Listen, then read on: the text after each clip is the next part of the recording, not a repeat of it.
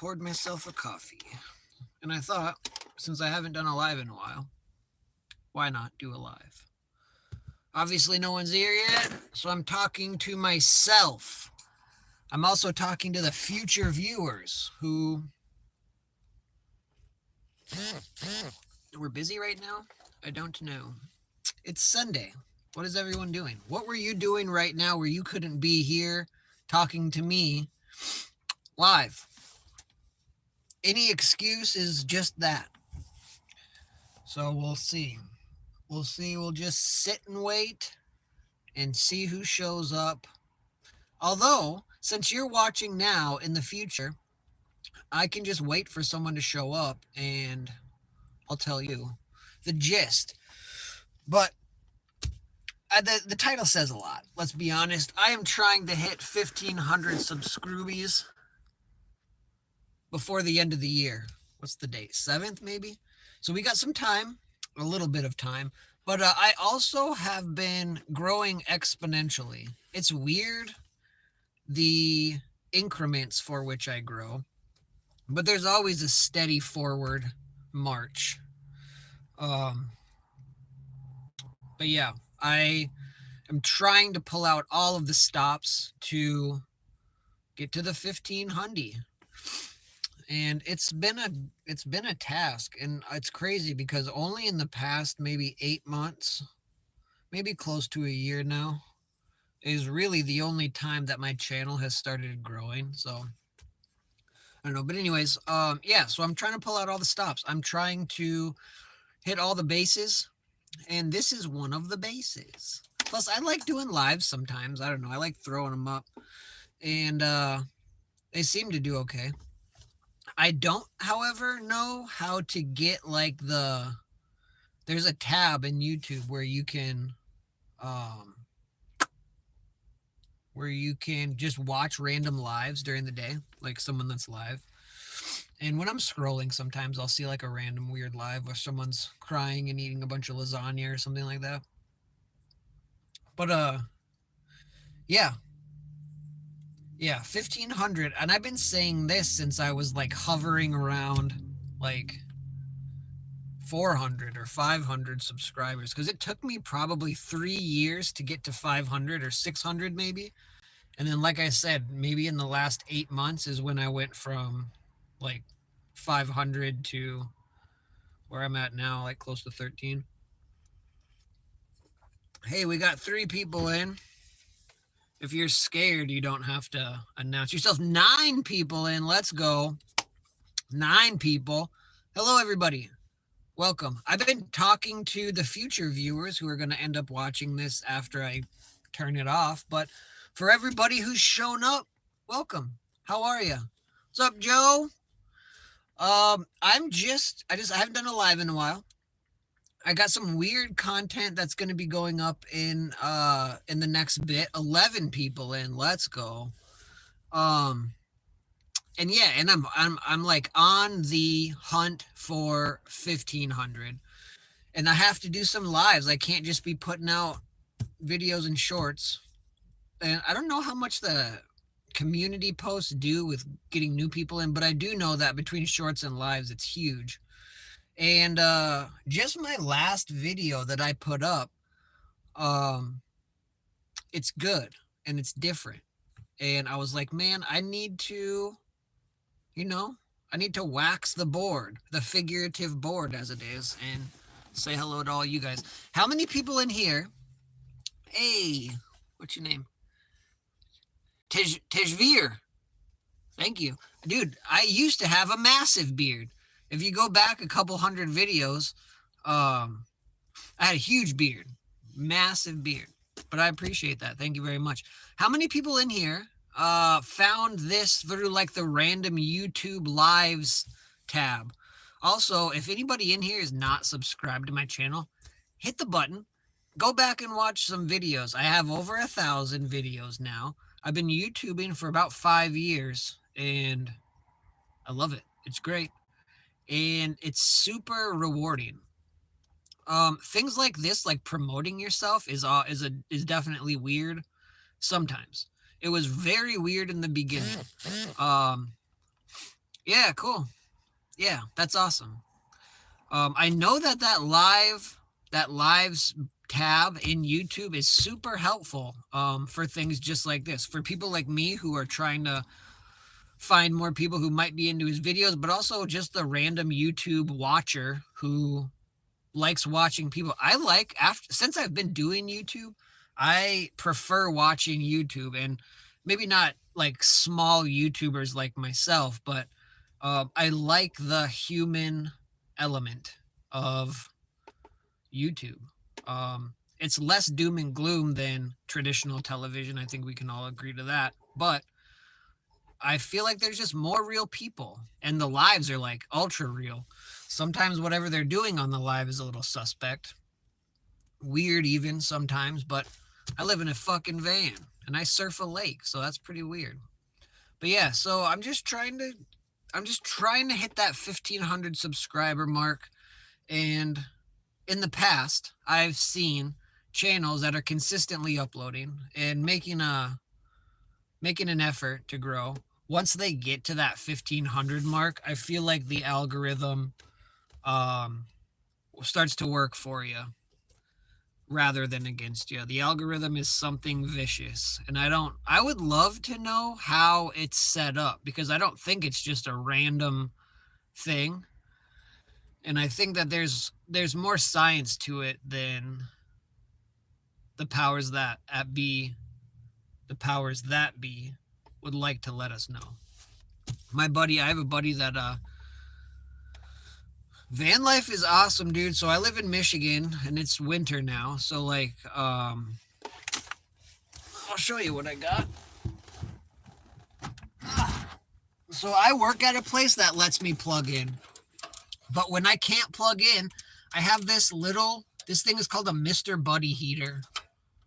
And this is the $60 one. And on the low setting, this thing warms the van up in like under 15 minutes. And I'm talking like 70 degrees warm. We just did a van life trip. It's my last video. We took a van life trip across Michigan, and that night, the first night was cold, and we needed it, and it worked great. And we didn't die of asphyxiation. This thing has a low oxygen shutoff, but also like it's not one of the bigger ones that is putting off a ton of heat where it's going to be sucking up a lot of oxygen. But this thing worked great on the low setting. So like, and it was under 20 degrees Fahrenheit. But normally the golf course that I work at, they let me park there and plug in. So like, yeah. And my van isn't a new van. So like there's little cracks in the back door where like air can get in. And then even if it was like an issue, we could have cracked the front window and then put up the little partition here, and it would have been good. But yeah, that thing is great. And yeah, it's got a low oxygen shutoff, number one. And number two, like I just used these 1 pound bottles of propane. So it's about 5 hours of runtime, and super accurate to down to about 5 hours on the low setting, but you don't need it on the high setting. There was actually a couple times that evening, and this was like a week ago, where I shut this thing off and then I woke up and I turned it back on just because it does such a good job. It is a propane heater, so it will put off like a more of a moist heat. But we didn't have an issue. It was shocking how well it worked on the low setting with only these tiny $5 1 pound bottles. But yeah, to answer your question, van life is awesome. I started van life specifically because of the surfing. Like, I want to spend all my money on driving around to the best spots around the lakes, and it's worked out well for me. I don't have kids and I've never been married. Also, yeah. So it does dry. I mean, it isn't like yeah, it's a propane heater. So like there is that little caveat of moisture. but it wasn't bad. There wasn't any condensation on the inside of the windows like you would think. And yeah, and if it was any warmer, I could have turned it off more. So that would have done fine with the moisture, but like I said, dude, it was like 20 degrees. It was colder than that probably in the middle of the night. Like it was in the teens with wind and snow. And we did perfect. It was great.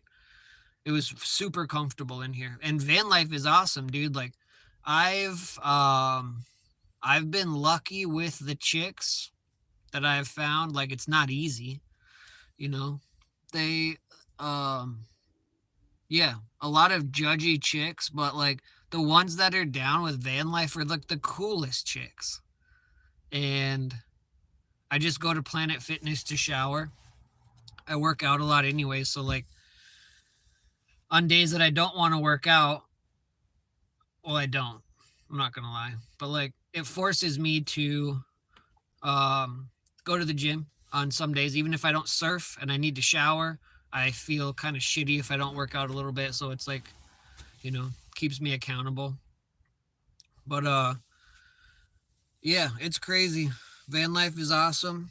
Um, it's the best. And if you live in a place that doesn't get like where like the lows are in the 40s, like in the south or on one of the coasts or something, it's like so doable, dude. There's some places that don't like it as far as like the towns and the municipalities and stuff like that, but that's few and far between. And also I feel like I love being outside, and the places that I go, van life makes a lot of sense, like the beach or um I go to places where van life makes a lot of sense. It's not like I'm trying to park in town all the time. I hate being in town. And yeah, oh dude, yeah, so yeah, Vancouver has a lot of van lifers. A lot of actually big YouTube van lifers are Canadian on the West Coast. Foresty Forest and Chrome and a couple other guys. Where are you from, Joe? I think we've talked here before. And it's 40 here today in Michigan. It's been so cold. On Thursday, it's like 45, pushing high 40s today. And in 4 days' time, it's Sunday. Sunday everywhere, you dumb shit.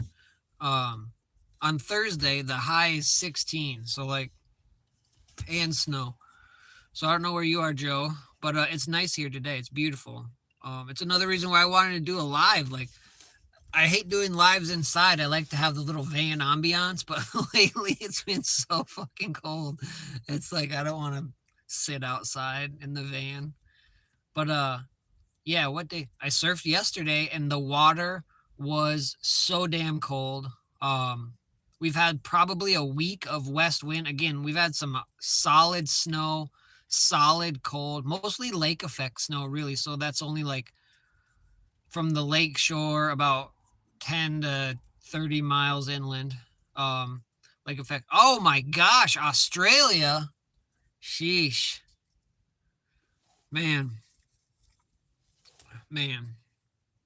That's the dream. To be honest with you, dude, I want to live in New Zealand, but Australia would do just fine. Um, what do they think? I know I follow this channel. I don't know if you've ever heard of this channel, Joe, or anybody watching. It's called The Leopards Go Wild. It's a New Zealand family that makes YouTube videos. They're awesome, but they sold their house and they moved into a caravan so they could travel around New Zealand. They got 3 kids, husband and wife. They're awesome people. But there's a lot of van lifers in New Zealand, but I don't know about Australia. So it's like, is van life a big thing? I know the surf. I mean, obviously, surfing in Australia is like hockey here in Michigan. Like people accidentally are good at it. But I don't know about the van life. Oh man, dude, I tell you what, so I didn't start surfing until I was 33. It was my COVID hobby. And it took my life over. I'll be honest with you, I had never even touched a surfboard in person until I was 33. And it's taken over my life. I have done my utmost to learn how to surf properly and find the most ocean like waves in that. Like lake waves are pretty weak, short period wind swell, wind generated waves, essentially. So they aren't clean usually. It's usually windy as shit and not nice out. And the waves generally are mushy and pretty round. However, I'm 38, big dog. I'm old. But um what the fuck was I talking about? Oh yeah. So there's a lot of places on the lake and there's a lot of ways to find steep, kind of heavy waves that break on shallow sandbars and what have you. So there are some good ocean-like waves, but I have I've done my best to like learn how to surf the right way and find the waves that are the most ocean-like, where I'm making late drops onto shallow sandbars and stuff like that. And it seems to have worked out well. Starting surfing at 33. Generally, you're not going to, it's going to sort of be more of a leisure sport. And I have embraced getting bounced off the sand. And I love the scarier the waves, the better. I get scared a lot sometimes, you know. Just because like I go out alone a lot, and some of the I don't know about better spots. I just like to find the most ocean-like waves, and that ends up being steep waves breaking on shallow sandbars in the lake. But yeah, it took me probably 3 full years of going out every day that I could. I surf in Michigan on a lake maybe 200 days a year or more. There's some novelty waves around here too. Like I'm on the east coast of Lake Michigan, so we need west winds or a variation of north or south. Um, so there's sometimes when the wind is dead west, it's right on shore and it ruins everything. There's a couple spots where it's really protected. Um, and then there's a couple ferries that are on the Great Lakes that make waves when they come in or go out. So that's another thing. Thank you, Joe. I appreciate that, dude. Coming from a guy who's in a place where surfing is an actual thing with real waves. I don't know, however, how you guys in Australia, and I know this isn't every spot, but like the sharks and all of the wildlife in the water is something. But those saltwater crocodiles, dude, they possibly are the scariest thing on the fucking planet, because those things will just eat you. Like, yeah, those things are scary. Is there, yeah, so like there's definitely risks of head injuries, but damn, 2 concussions in a year. What did you do to get those? It's pretty safe surfing on the lake though, dude. And yeah, there are surf helmets. And like, I'll be honest, it's not dumb to wear one at any level, at any surf spot.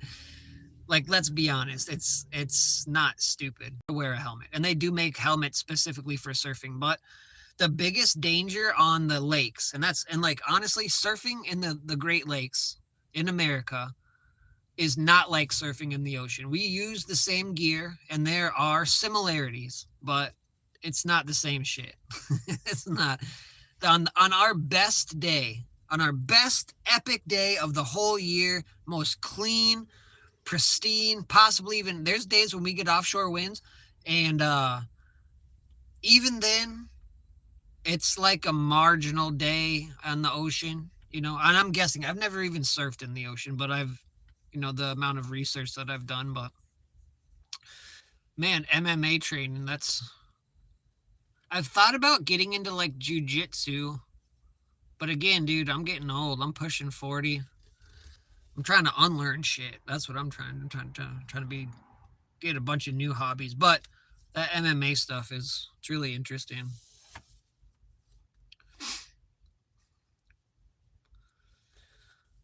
Yeah, those car accidents, man. Holy smokes, head-on collision. But yeah, I don't know. Where do you live? I don't want to mess. I don't want to mess your name up. Tavir? I don't know. I don't want to fuck it up too much. Where are you from though? Cause out here, I don't know if you're from Michigan, but man, I tell you what, it's great to surf out here. And it's like there's the surf community around the Great Lakes is just like the surf community anywhere else. There's probably less assholes as far like per capita just because there's less surfers, but man, it's a tough thing. Oh yeah, you just said that. I'm sorry, dude. I'm an idiot. You already said that. Vancouver though, there's a lot of really good surf spots out there. I think Tofino's on the west coast, right? It's up there somewhere. There's a lot of good surf spots out there. And again, those are real waves, dude. And you're up there too. Like, yeah, those are good waves. And from what I can never remember this guy's channel, but he's like a beginner surfer. He started surfing older than me. And every video he ever puts out is like, you know, a small day, like ankle to knee high. And he has a lot of fun. But dude, surfing's crazy. It's like I said, it took over my life. I was a hockey guy. Like I played and coached hockey my whole life until the coronavirus, and then just like that craziness allowed me to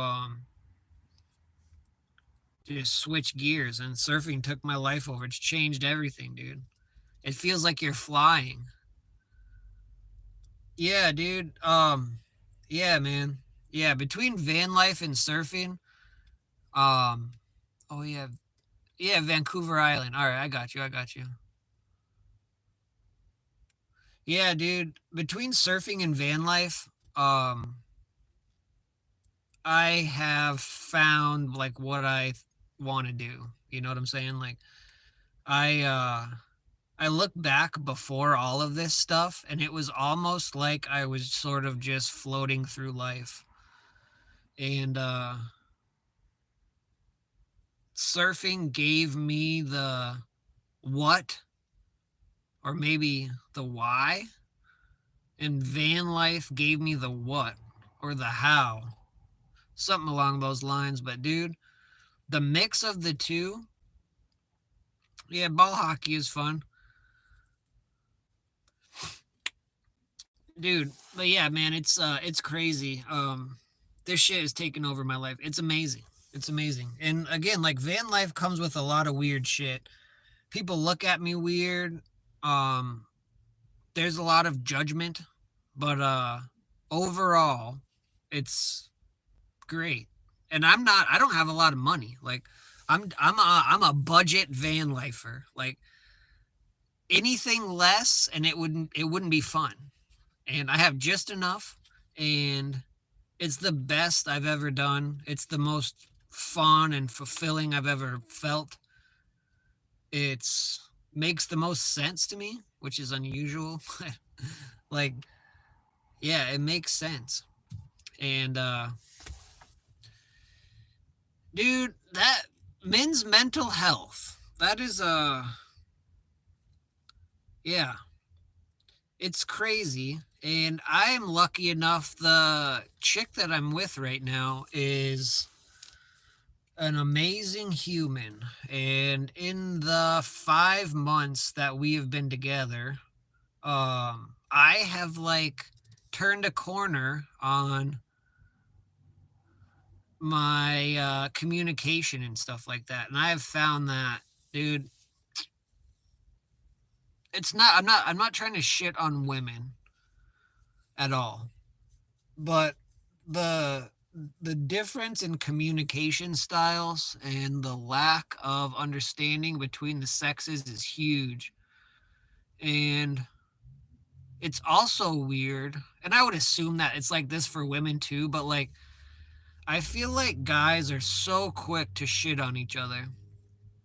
And it's purely like ingrained behavior that we probably do so subconsciously that we don't even know it. But like, man, I don't fuck with a lot of people.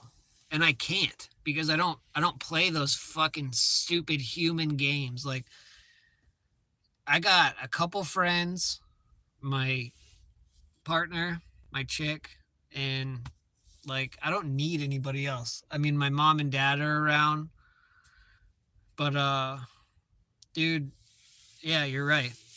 And people need to talk about it more.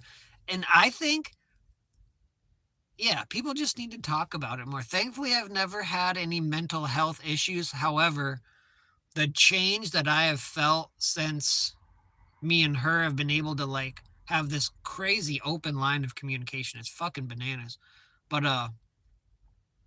yeah, it's crazy how dudes are so quick to shit on each other, but we all know what's up.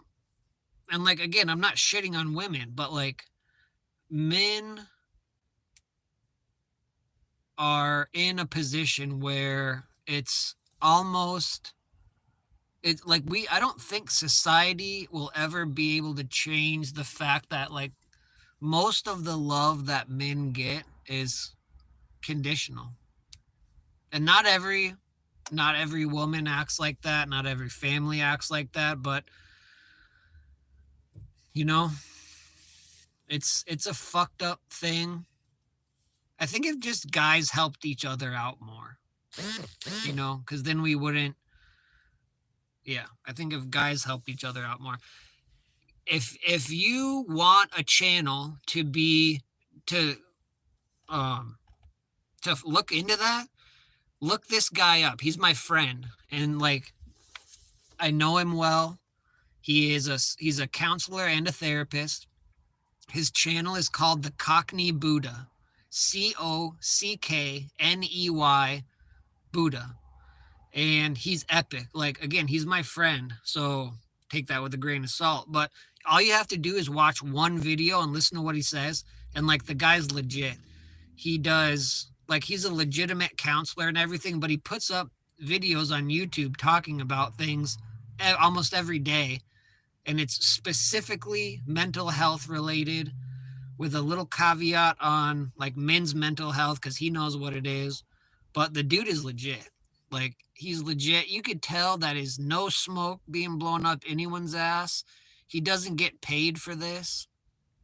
But he's another guy that has like really really been he's opened my eyes to like a different way of talking. It's pretty amazing. So between Catherine and my buddy Steve, it's called the Cockney Buddha.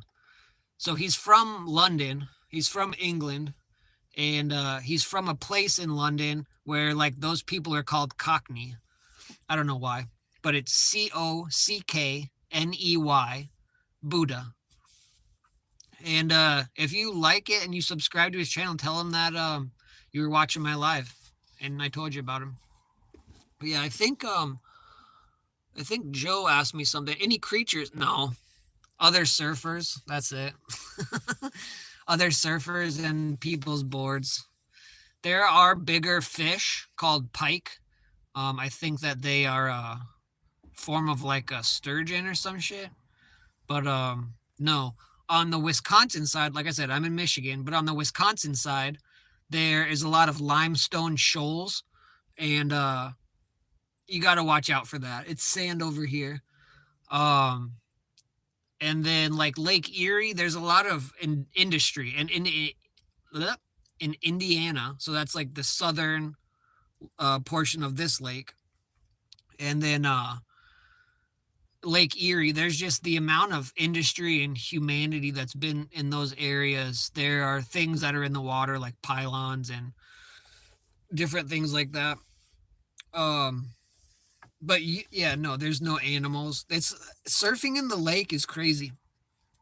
It's super safe, but there's a ton of people who just drown in the lake every year because the safety and the way that things are explained out here is so ass backwards.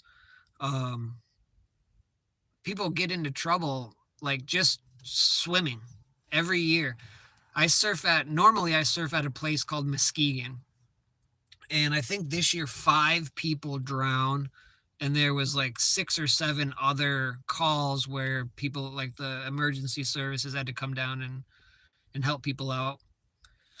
But yeah, the lake is super safe to surf in. All you need to know is a couple, I don't even want to call them safety things. You just have to do a little bit of research on lake surfing and how it works and how you read the waves and read the swell and where you go on a north or a south or a northwest or whatever.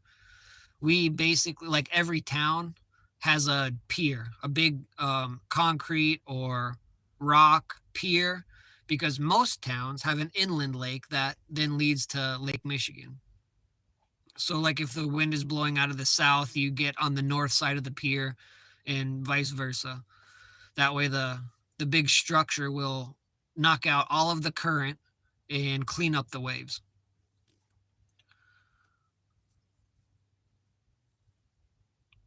So I have,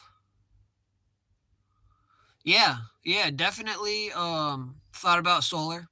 Um, yeah, yeah, I feel like you need about 400 watts. I would need about 400 watts.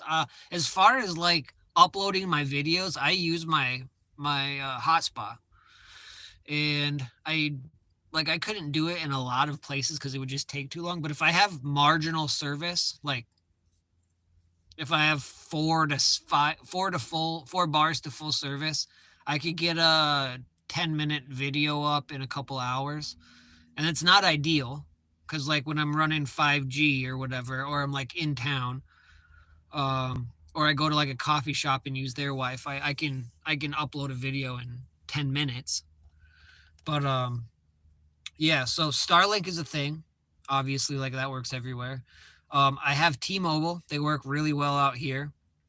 I know that it's not like that everywhere. I had T-Mobile in the UP, the Upper Peninsula of Michigan, for a long time, and it was shit up there. So I don't know.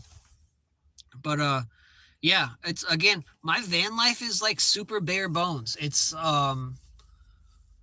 anything less and I would be worried, but to have more and be more comfortable is so easy.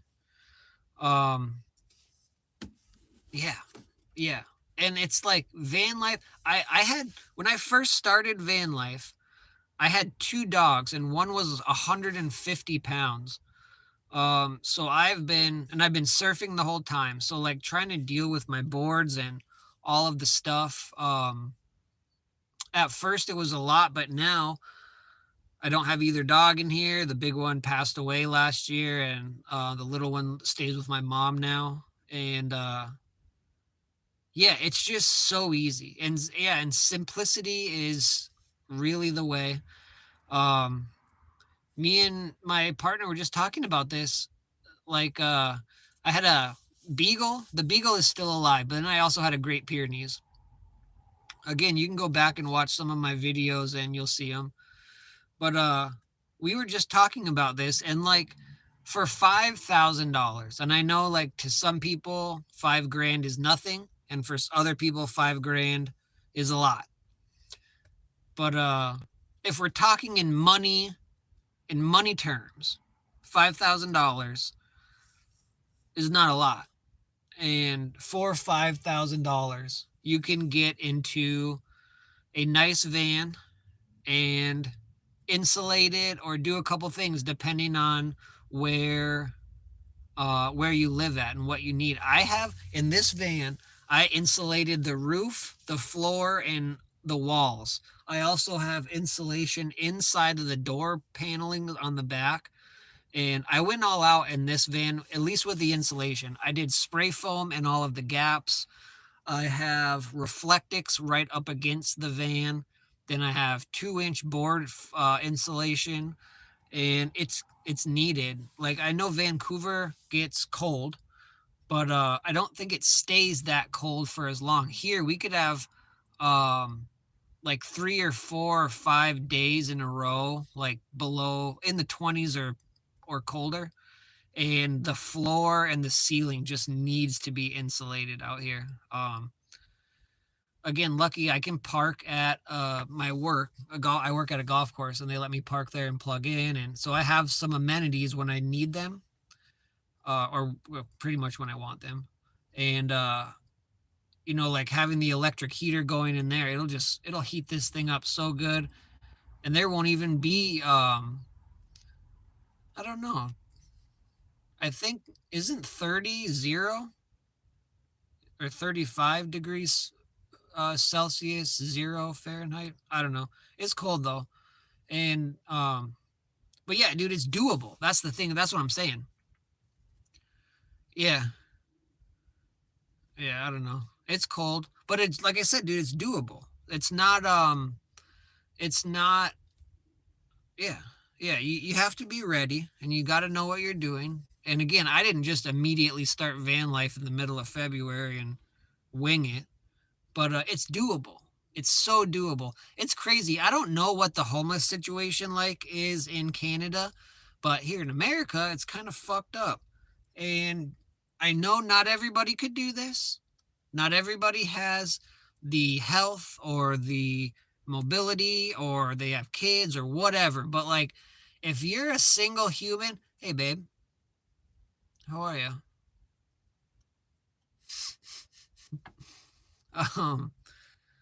Oh, gosh. I completely lost my thought there. What's up, Timmy? Timmy 2 plays. So I was talking about something. Catherine got in the comments and I lost my... Hi, man.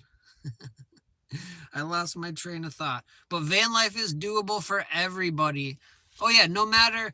There's a lot of reasons why a human couldn't do van life. But, like, in the situation that America is in,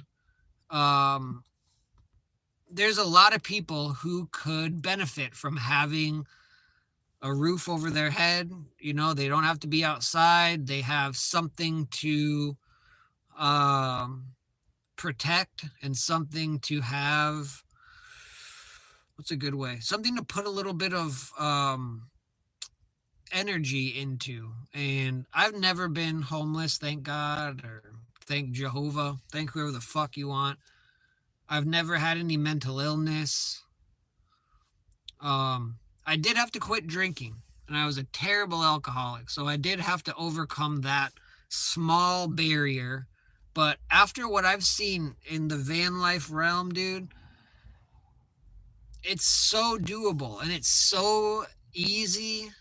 And I think I tell this story to a lot of people. The first couple months, again, I had 2 dogs in here, and one weighed more than me.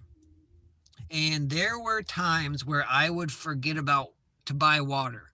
And all I have to do is go to the store and buy it. And it got me thinking, there are people in third world countries that have to walk a long way just for water every day to clean and cook and do all that stuff. And I was so up my own ass for so long that I couldn't remember to buy water. And it was never an issue. Like, the dogs were never thirsty, and I just went and bought it. But that was like the first epiphany that, like, wow, like living in a van like this, and like that was like 3 weeks in. I'm like, how the fuck am I so entitled that I can't remember to buy a couple gallons of water? And so that was like the first big thing that I realized that van life has shown to me. And ever since then, it's just been these weird little epiphanies that I'm like, man, this is way better than real life. Or maybe I am living real life. I feel like I've escaped the Matrix. I tell people that I have hit terminal velocity. Like, I know I'm going to work at golf courses until I hit the lottery. And I know I'm going to make surf videos in some aspect. If for some reason I can't surf, or if I just get old, and it's too hard, I'm gonna just show up to the beach and fucking film other people surfing. And yeah, I only know a couple things for sure. And those things are so great. I cut so much shit out of my life moving into a van and started surfing. It's pretty amazing. And that was 7 or 8 years after I'd quit drinking. So like terrible alcoholic, had to go to rehab, all that shit. It's been 14 years since I quit drinking, and I've been surfing for 5.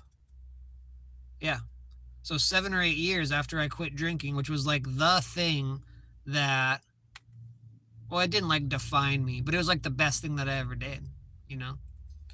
Like the best thing for myself that I ever did.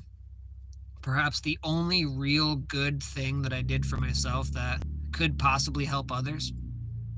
But now it gave me the ability to function in this space. Like it gave me the ability to be objective, watch my videos back and teach myself what I'm doing wrong in surfing. It taught me to be much less self-conscious, like putting myself out there. The van life has taught me what it is like to be judged, like directly to your face, you know? Because like beforehand, I'm just a regular. I'm an American white. So if you don't know what that means, um, a lot of times I could just do whatever the fuck I wanted with very little repercussions. Now I'm not saying I'm entitled, but I am an American white and a man, and van life put a lot of things in perspective, and in a good way. It taught me to be much more forward thinking. It taught me what it was like to be judged, like directly to your face. When people look at you and realize that you live in a van, they look at you different. They clutch their purse and children closer. And especially when I had my massive beard, like I looked like I was cooking meth in here. The second that they saw the surfboards and my dogs, it was like, oh, the guy's a cool dude and all that. But if it was just me sitting outside my van, and people parked farther away than they had to. But yeah, overall, it's been an amazing journey. And I'm not planning on quitting anytime soon. I would like to buy a van that I could stand up in. That's my thing. And possibly a little more reliable. This thing has like 320 plus thousand miles on it, so can't drive it forever. But yeah. Pushing 40 in 43 minutes. I think I'm gonna jump off. But I do appreciate everybody coming out. I hope I got a couple subscribers through this. If you guys are watching this on the back end, like watching this after it went live and everything, give me a subscribe. Why don't you? I appreciate it. And stick around. I upload a lot. It's mostly surfing stuff, but I pepper in a little bit of variety from every once in a while. So I appreciate you guys. I hope everybody has a good weekend. And yeah, have a good day.